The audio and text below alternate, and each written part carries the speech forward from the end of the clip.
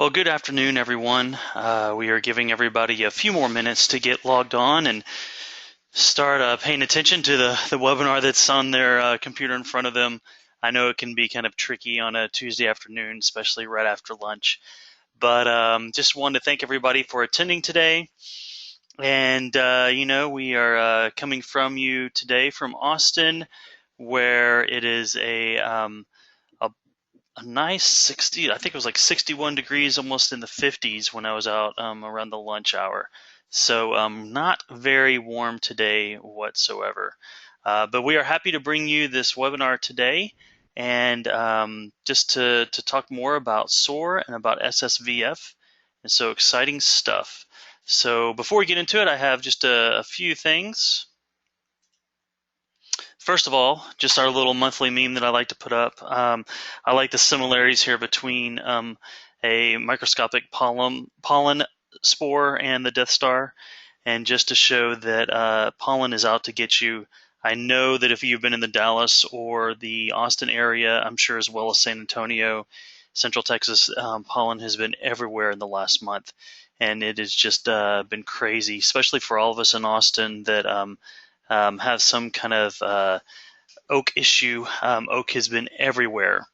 So hang tight. I'm sure summer will be here long, and it will be the desperate throes of the heat before we know it.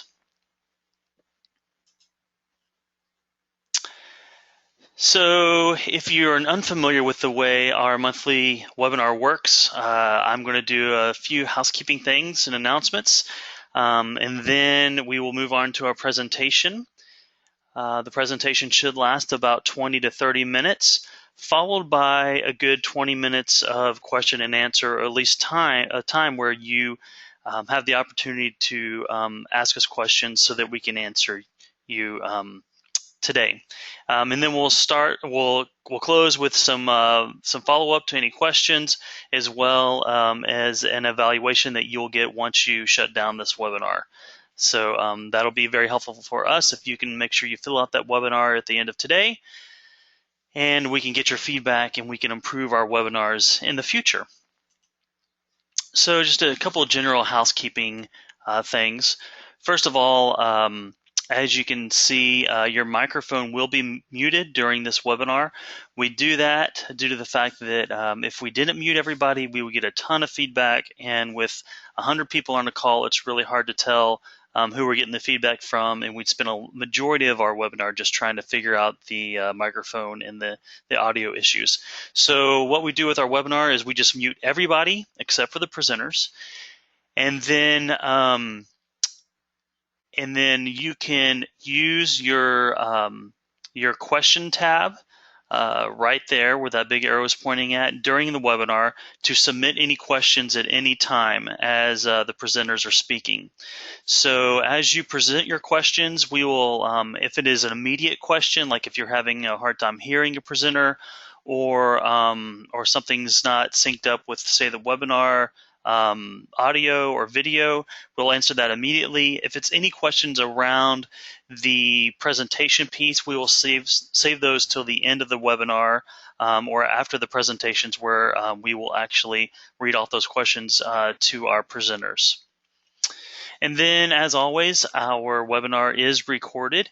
So once we record it, we do have to upload it and do a couple of other things, and then I will send that out in an email with a link so you can watch it again. And typically that email link is the one that includes the invite for next month as well.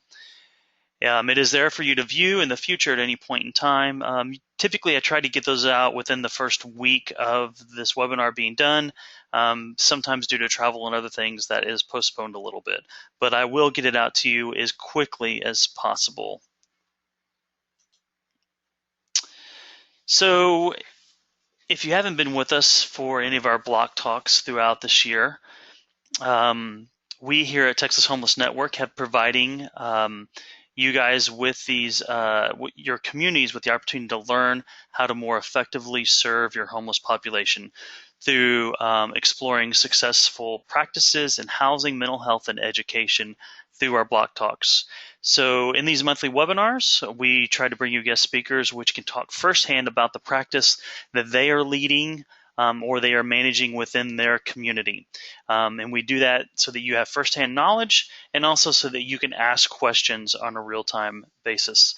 So today's session will be the usual 20 minutes for presentation and about 15 minutes for the Q&A to give you a snapshot of this SSVF and SOAR dynamic. And then for the month of May, I'm still narrowing down. We want to focus on housing. We're not quite sure what aspect of housing we'll focus on at this time, but rest assured I will have that narrowed down by the time I send out the invites for next month. A little bit about Texas Homeless Network. We are a nonprofit membership-based organization that provides solutions to ending homelessness in Texas communities through education, resources, and advocacy. If you'd like to know anything more around our agency, Texas Homeless Network, you can go to our website, thn.org, for more information. Couple of announcements. We have some statewide trainings that are happening right now. Actually, a couple of weeks ago, we had the healthcare plus Housing Summit, and that was on March 31st through April 2nd here in Austin. We had a great time. I think we had over 200 people attend. So it was a wonderful Housing Summit along with a Homeless Awareness Day at the Capitol. So it was wonderful. And then next month, on May 20th and 21st, we will be having our second Case Management Institute. And so we are actually enrolling for that right now. You can go to our website to enroll either a case manager to attend our Case Management Institute, or you enroll yourself to attend. We will be having it at the Omni South Park in South Austin, and it will be a 2-day training and institute where we will cover HUD regulations around housing. We will cover McKinney-Vento Act. We will cover trauma-informed care, culture understanding, a lot of different pieces to case management, and many tools that your case managers can learn and that you as a case manager can use when working with clients. And then, of course, in the fall, or September and October, I'm not sure if you really consider that fall here in Texas, because it seems like it's still pretty hot, but we will have the Texas Conference on Ending Homelessness. It will be provided by Texas Homeless Network and Region 10, along with the Texas Homeless Education Office. So that'll be September 30th through October 2nd, and that will be in Corpus Christi. So every year we bounce that around to a different location, and we're excited to be in Corpus Christi this year. Typically, we have anywhere from 400 to 500 people attend this conference. It's quite large and quite fun, and we have over, probably over 30 different presenters presenting different techniques or best practices in working with the homeless population. Around other trainings and updates, definitely the Bloc talks that happen monthly. Our Bloc talks are always the last Tuesday at 2 p.m. And we also have other webinars that you can watch that are recorded or ones that are upcoming. And so you can go to our website, look underneath training. You'll also see this little tab at the bottom where you can sign up to receive updates from our website. I did check on that earlier. It seems like that link is not working at this time, so I will get that fixed today so that we can make sure you guys can sign up for other training and webinars. If you would like any more information around THN and our trainings, our address is right there on your screen, as well as our any information to be a member of our agency.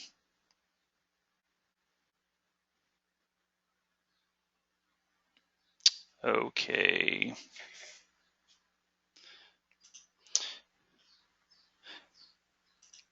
So for this month, we're going to talk about SOAR and SSVF, and we're going to start off this conversation by taking a quick poll, or having you guys take a quick poll. Real simple. Do you know what SSVF stands for? And so I'm going to launch the poll real quick. And it's a true-false, and I'm launching it right now. Please answer on your the little pop-up that came up.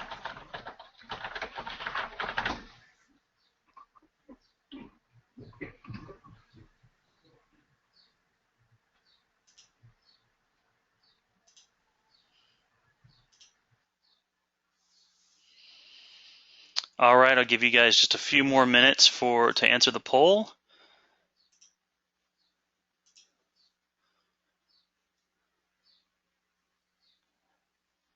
All right, I'm going to... Hold on.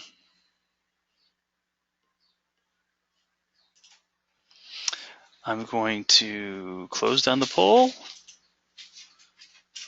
and share it. So we have about 17 said false. That sorry, I skipped ahead.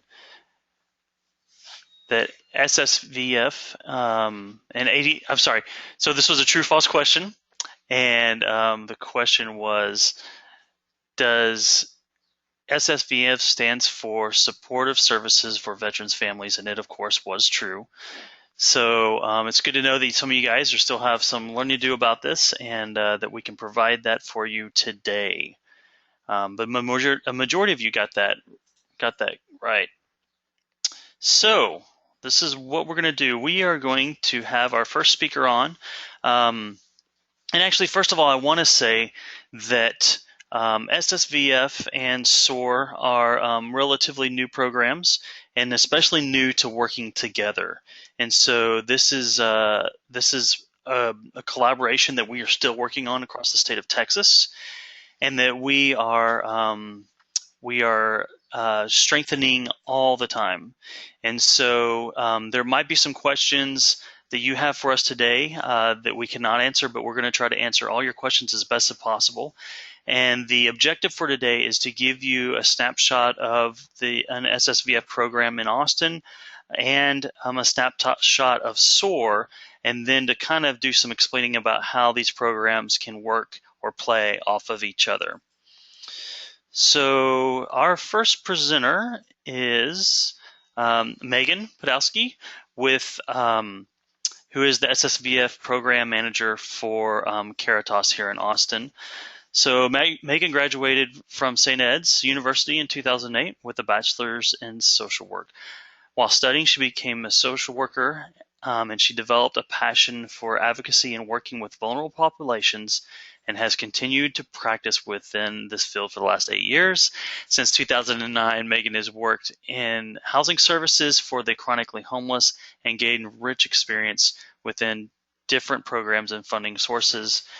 So in 2012, Megan began her master's program in public health with a focus on health promotion and behavioral sciences at the University of Texas. And she will finish in 2015. So Megan, I am going to unmute you. Hold on just one second. So Megan, we can hear you now. Okay, I'm here. All right, okay. I'm giving you screen control. Yes. Awesome.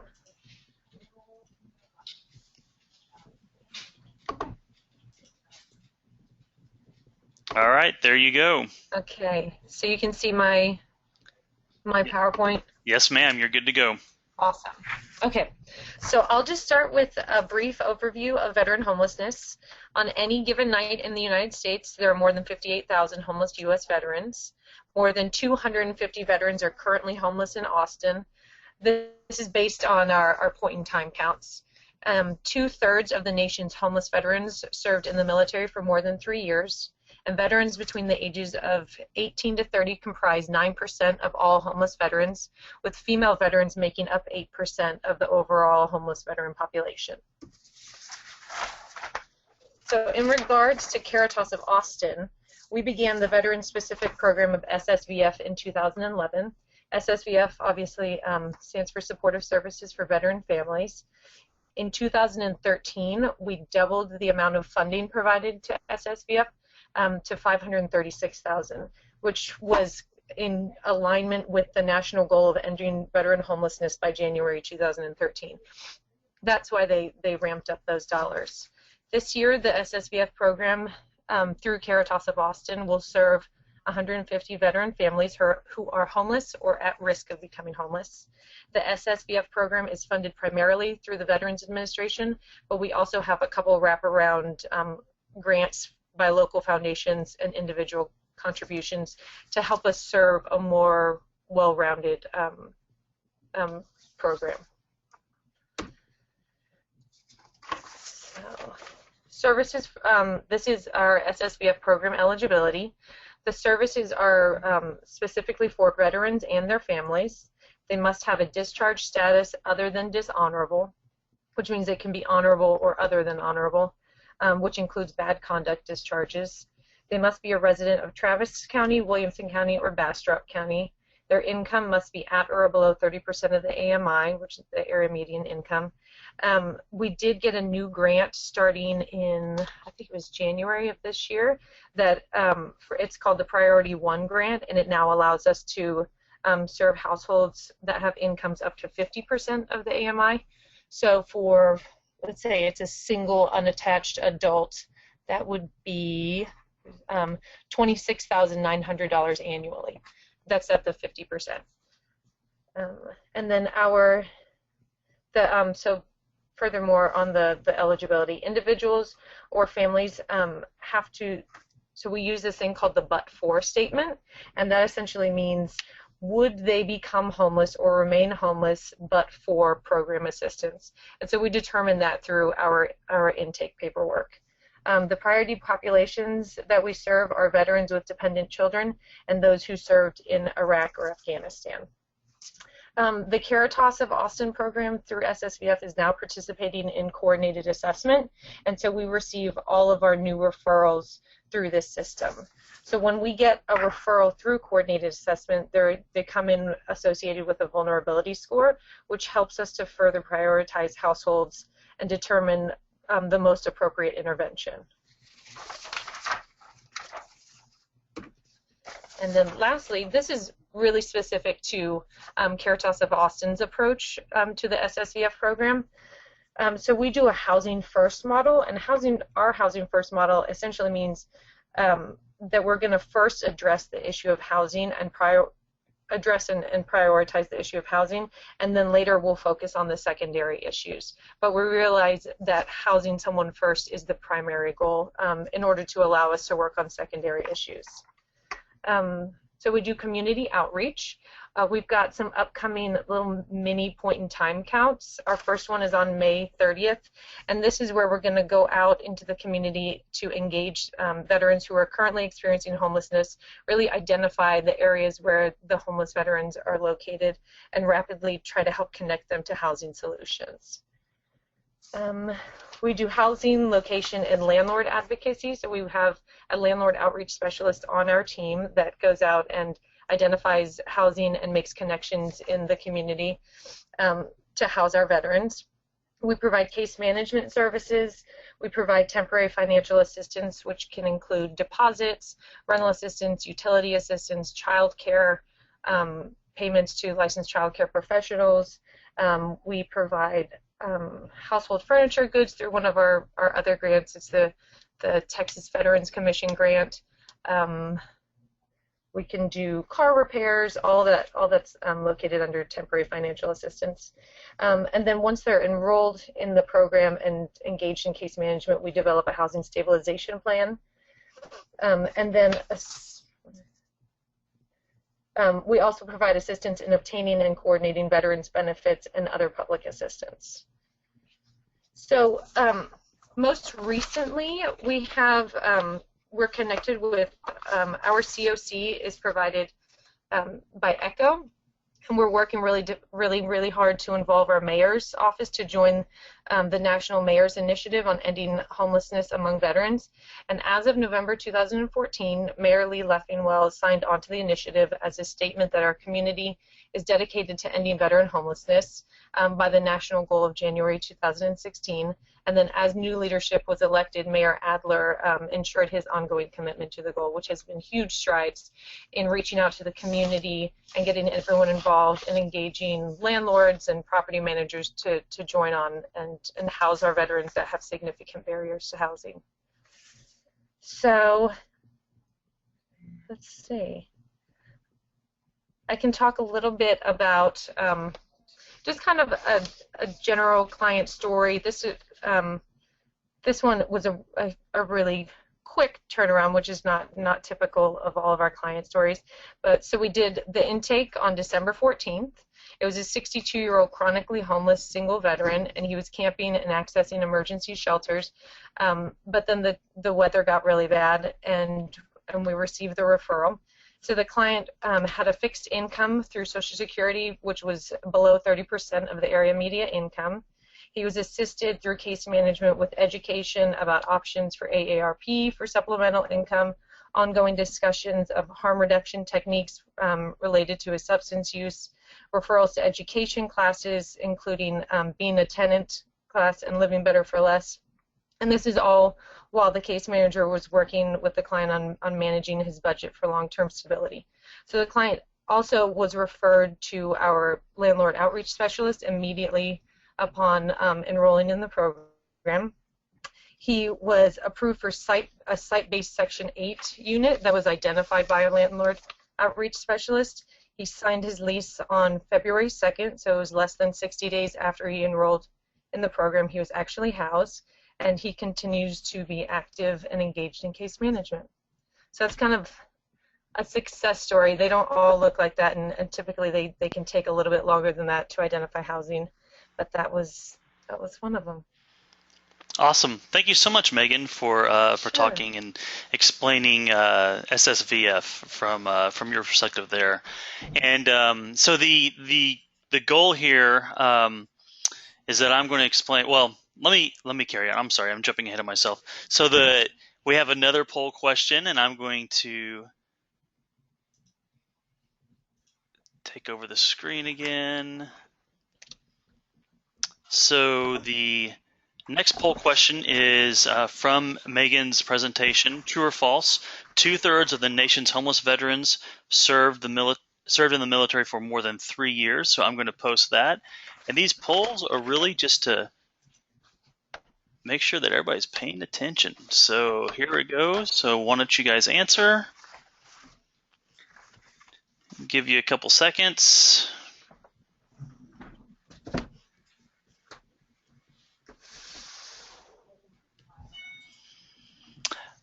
All right.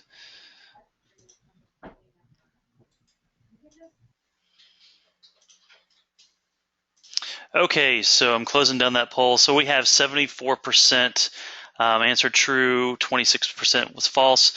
In the information that Megan gave, it was true. And it seems like this is definitely something that we're seeing across the state of Texas, is that a majority of the veterans that we serve of that homeless population, or the majority of the homeless population, definitely has some links to serving in the military. And so that's why I am going to speak for a few minutes around SOAR. And so just a little bit of information about myself.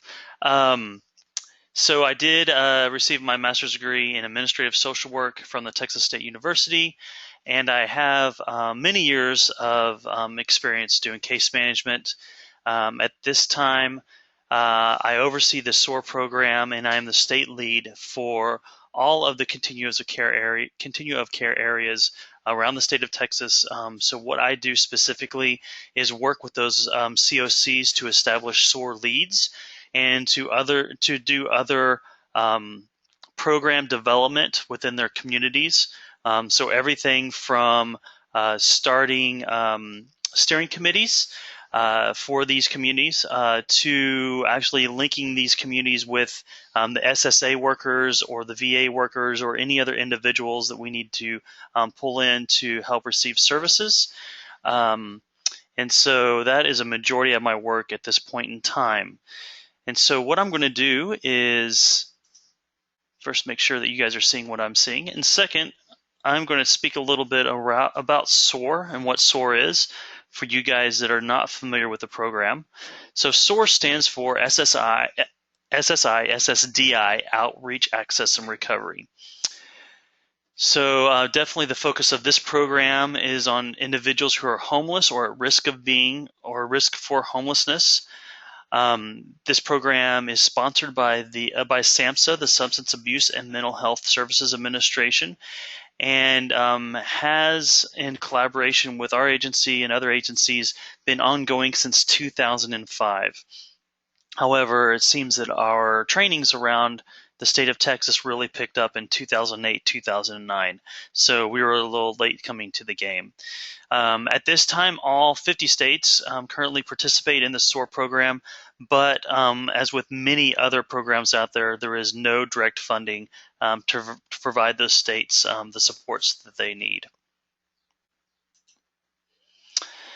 So why is SSI, SSDI important for individuals? Well, we really look at it from a perspective of providing access to income, housing, health insurance, and treatment, as well as other supportive services. And typically when I speak around this, I speak to the fact that we're trying to stabilize clients through housing and helping them maintain. And then we know that for people with disabilities, SSI and SSDI can be a critical step towards ending homelessness and promoting recovery. And so definitely want to promote that recovery. So why is access to SSI and SSDI important for our state? So it provides people experiencing homelessness.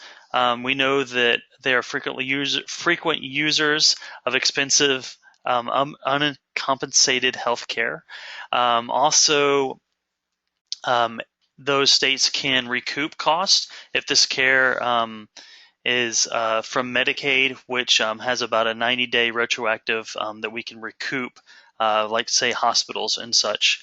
And then also states and other localities can recoup from SSA the cost of public assistance provided during the application process. And SSDI and SSDI and Medicaid bring federal dollars into the states or the localities for these programs. And so a lot of what we do with the smaller communities or with the communities out there is really, talk to them about bringing in those fundings, so those dollars, so that they are not having to use their own community dollars to house these individuals, that there is a program set up for this. So SOAR does have some very broad goals. Definitely you have SOAR that you see there in the middle, but essentially we really wanted to really implement employment opportunities for clients in the long run. We know that there's some disability work there, but we want to try to increase employment as much as possible. Also to gain access for clients to gain access to treatment and other services. Definitely at the top you see housing. That is definitely a priority and always will be, as well as decreasing adverse outcomes, our incarceration or hospitalization. And then community investment, really looking at how the communities are investing in this work and in this model. And so SOAR really brings all of those components together, everything from the housing to the employment opportunities, over to decreasing the outcomes, the adverse outcomes. So many times when we go into a community, we're looking at bringing together partners that come together for this initiative.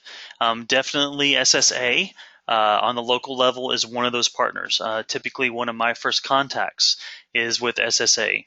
And so those individuals, make the non-medical decision around SSI, SSDI, and so we're typically embracing them first. And then secondarily, a big partner of ours is DDS here in Austin. And so they are under the contract with SSA, and they make the medical and disability determination.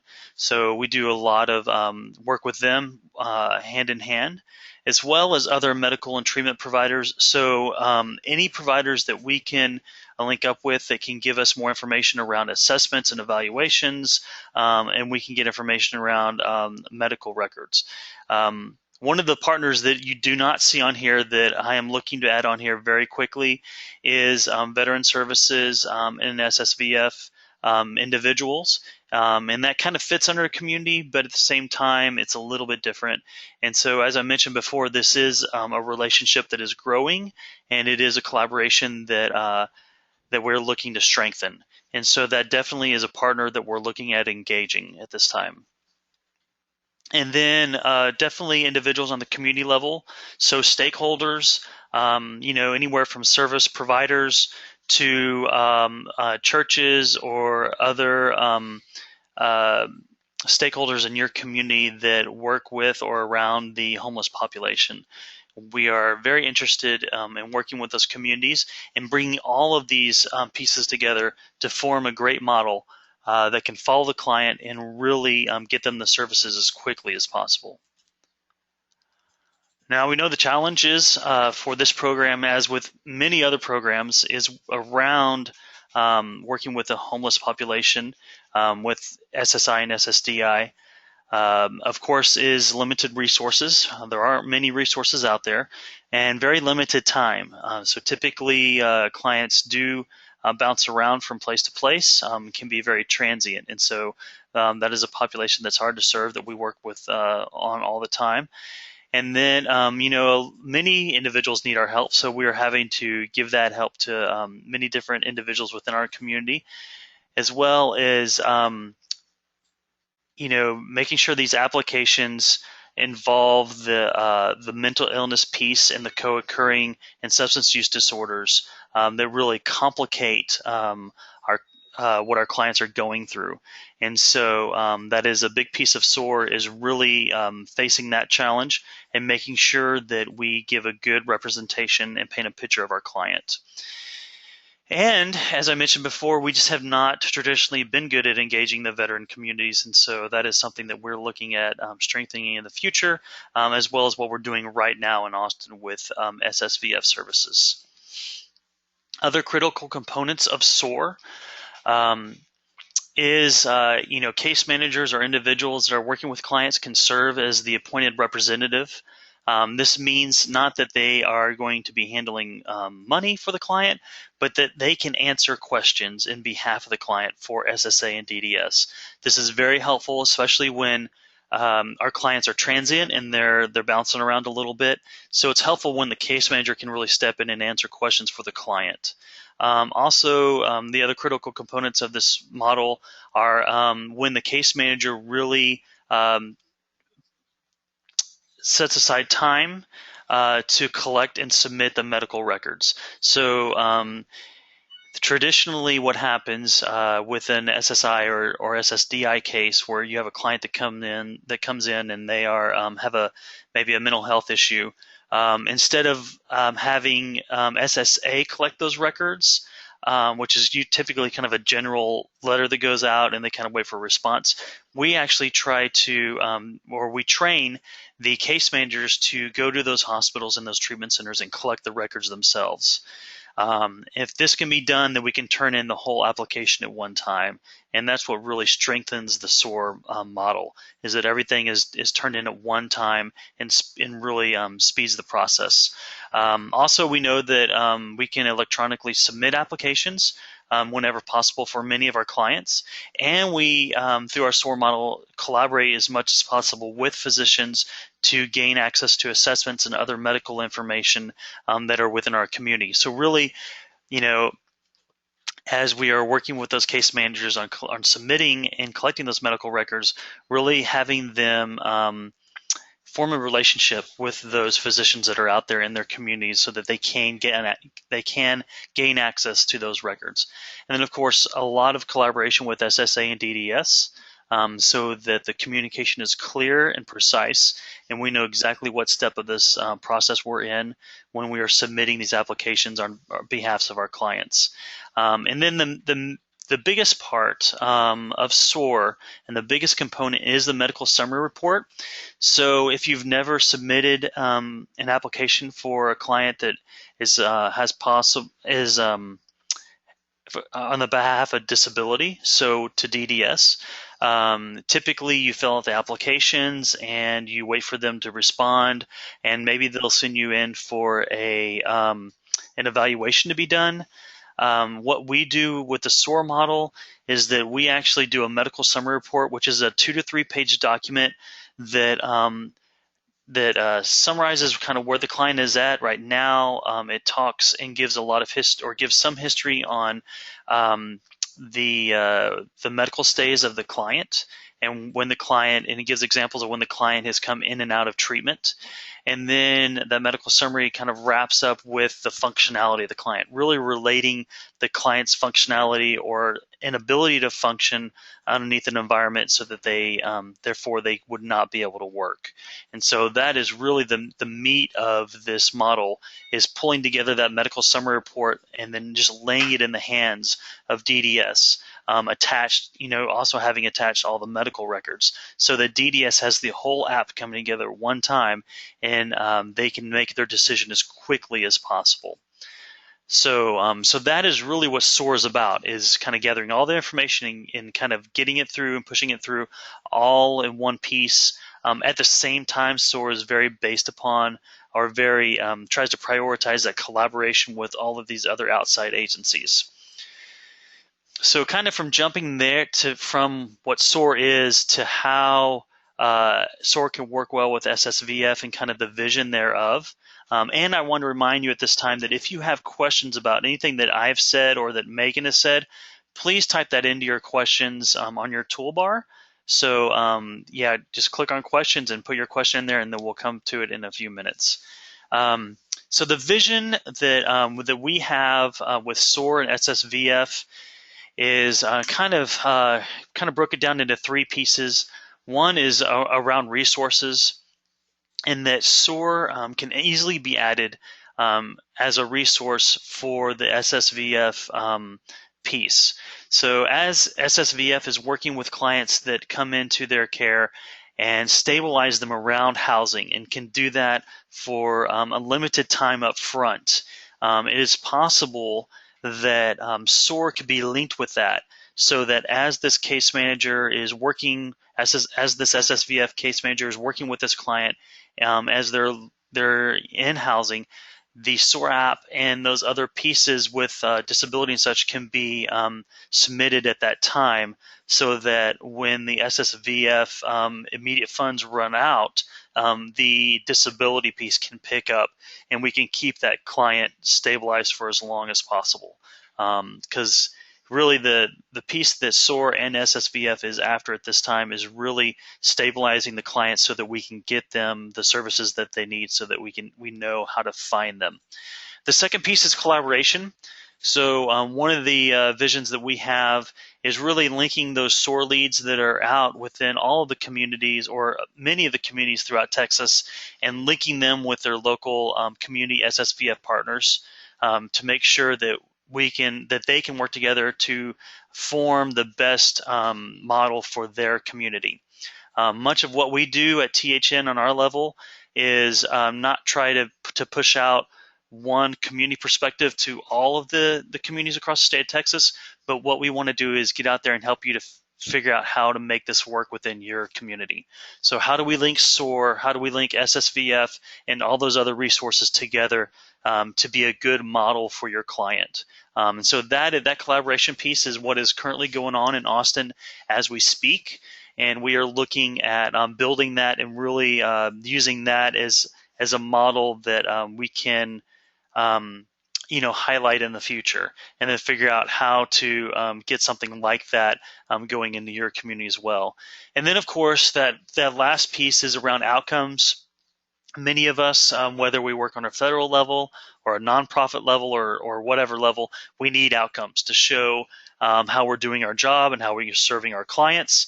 And so right now we are watching our outcomes for 2015 very closely, and we're monitoring those outcomes to see how well SSVF and SOAR interact. And so one of the ways we're collecting the outcomes, of course, is through the online outcome measurement piece around SOAR, which is called OAT. And so we are having all of our case managers that get trained, or anybody that is submitting an app, to actually put those outcomes into OAT. And then we're watching those parameters that are set by that case manager, which usually monitors at what time the app was turned in, and then measures that against the response, or when that individual or that case manager received a response from from DDS, and we measure that around the pieces, and then we can go back and we can look at specific programs, including SSVF. So that is something that specifically we are using. So that is how in Texas we really see that SOAR and SSVF can work together. We know this is really new for many of us, including myself. And so this is something that I am very dedicated to, and I'll be working with Megan and other SSVF workers across the state to make sure that we have some good models up and going, and we can figure out how to make this piece work. So I've talked long enough. I'm going to throw one more survey out there. And so while you guys are filling out the survey, I also wanted to throw out there that, go ahead and add in those questions, or put your questions in if you have any questions around SOAR or SSVF. Specifically, if you have a question around something that we've been talking about, or if we missed something, please throw that up there. So the next poll question is true or false as well. So medical summary reports are an important part of the SOAR model. True or false? So I'm launching that right now. I just talked about this. You guys, all of y'all should get this right.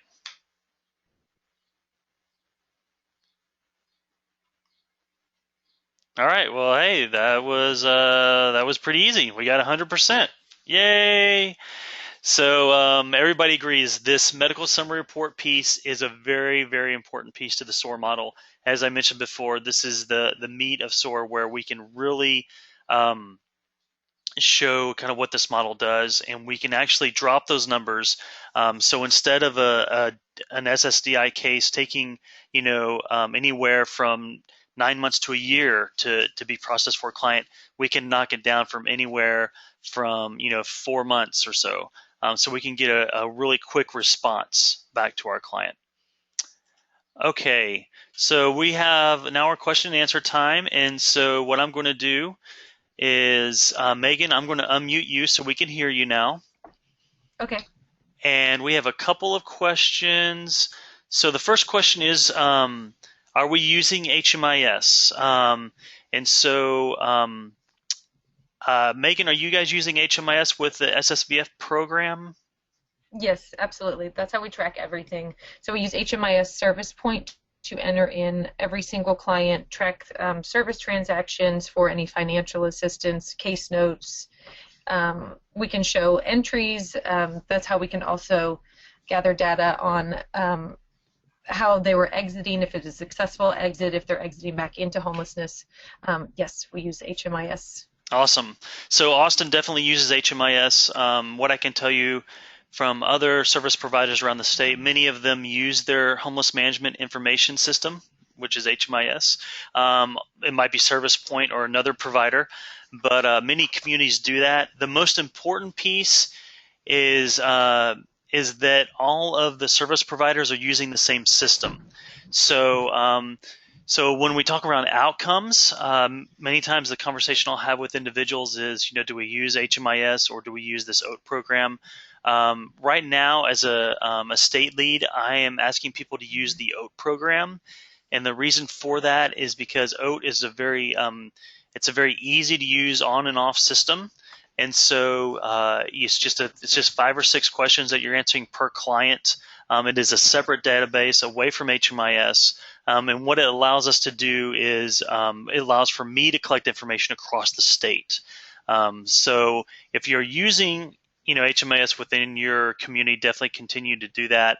But as we get SOAR up and going in your area, we might ask for you to use the OAT system. There's some other workarounds on that, but that is one piece.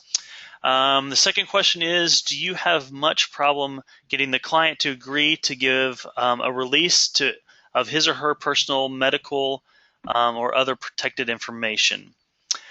And I can talk to that. we do not typically have a problem getting releases from clients. Of course, we have, we do the release for SSI and SSDI, or the general SSA release filled out, as well as an agency release for individuals that are out in the agencies or in the communities. And I would have to say the way we are able to do this and get the client's permission is we make it clear from the beginning that we are there to help the client, and we're there to help them find resources. And so we start with that explanation and just letting them know that we're doing whatever we can to help them, and that essentially what that release does is lets us communicate to SSA for them and to get that medical information. And typically they are very happy to work with us around that. Third question I have is, if a client is denied SSI or SSDI based on his or her medical summary report, does this disqualify for him or her from the services of SSVF or from SOAR? Megan, it doesn't for our program. We don't require, since we're a housing first model, we don't require any income. Our only eligibility requirements are that the ones that I discussed earlier, that it's you have to be a veteran household. You can be at zero income and up to 30% or 50% of the AMI for the other program, and have a discharge status other than honorable. So no, income does not matter, or if they've had a denial for SSI or SSDI. And I would say the same. Our specific criteria for SOAR is that a client is either homeless or in jeopardy of being homeless. And so if they are denied using this medical summary piece, it does not disqualify him or her. What we do is we would move to a hearing phase where we would link that client up with a specific community individual that works with clients as they're going through that hearing phase. So yeah, it does not deny them services from SSVF or from SOAR. We are definitely dedicated to working with those clients as much as possible. Fourth question is, you mentioned that engaging the veteran community can be challenging, and something I would be addressing. Do I care to mention some primary or preliminary strategies? At this time, what I am doing is, one of our target areas is the Temple Killeen area, and because that is a major hub for our veterans in Texas, with having Fort Hood right there, I am getting to know the VA community really well. Actually started engaging with them, and we'll be doing some meetings in the next week or so. And so from that and from those discussions, I will be formulating a model that we will be using to work with the VA programs that are out there across the state. Of course, we are definitely trying to hook up as much as possible with the SSVF programs, such as the one through Caritas that Megan directs, and with others across the state. So there are many other SSVF workers out there, and many times it's us just having to coordinate with them and bring them to the table. And then from there, what I'll be doing is taking a step back and looking at our actual model and how we pull in other VA persons. And then let's see, another question.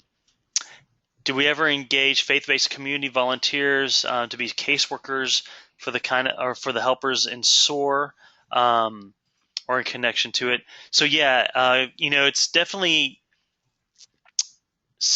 as far as caseworkers or volunteers and working with the SOAR program, that is up to each community, and we definitely recommend using volunteers to do that work.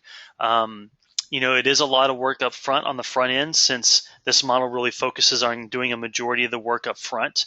And so I know some communities like Austin, they are actually looking at hiring full-time individuals that will be just processing apps. I know other communities out there engage their faith-based communities as well as other volunteers to help them start that collection of the data and being able to fill out the application for the clients. So that is definitely something that we do.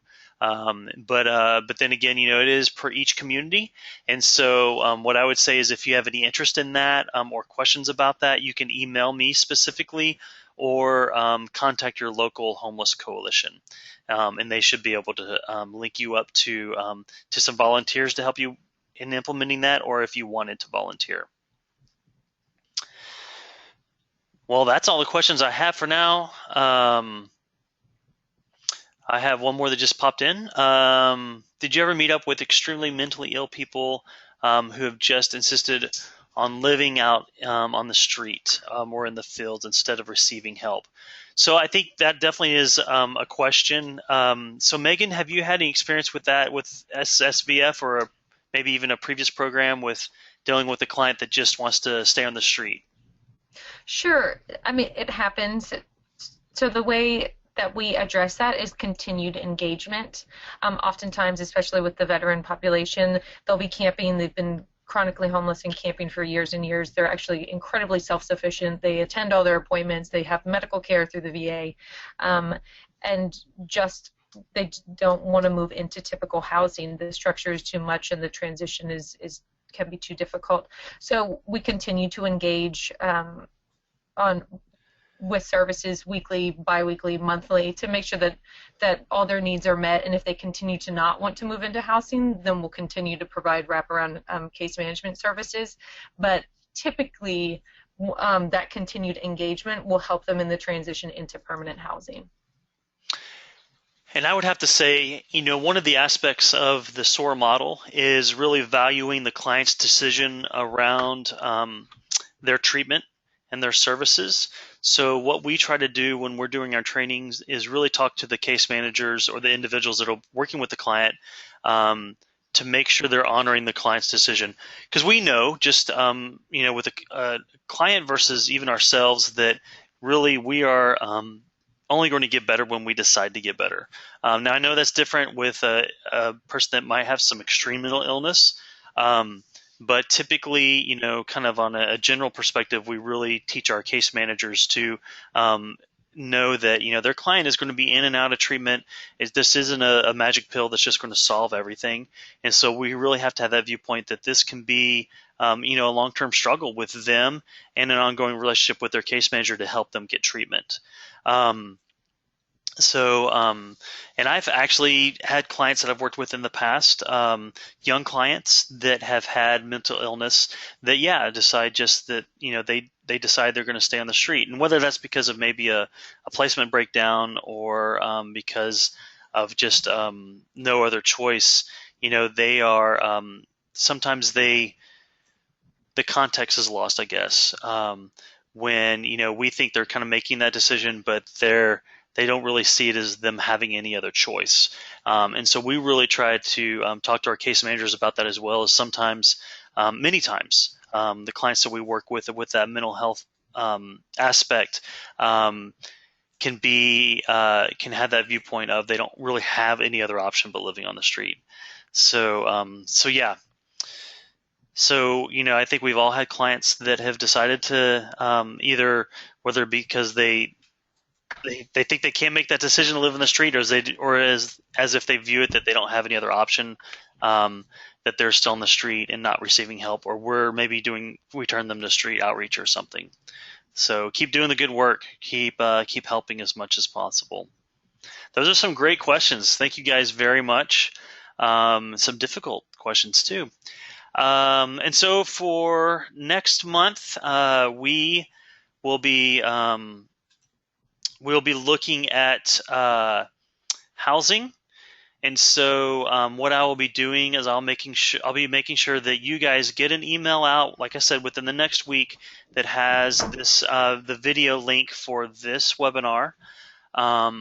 And it will have my information on my contact information as well. So if you would like to contact me or have any questions, I'll also include Megan's contact information. So if you have any questions for her, on that same email, you'll receive an invite to the next webinar.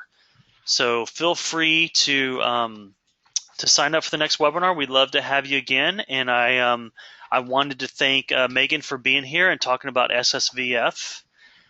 And we are looking at really getting this out across the state, and it's something we are very excited about. Thank you, Megan, so much for being here with us.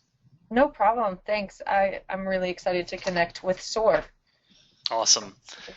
Well, thank you guys for being in attendance today. And I know we've gone right up almost to the hour mark. And so you guys have a great rest of April and the beginning of May, and we'll see you back in about 30 days. So at that, we're going to end the webinar, and we'll see you guys later.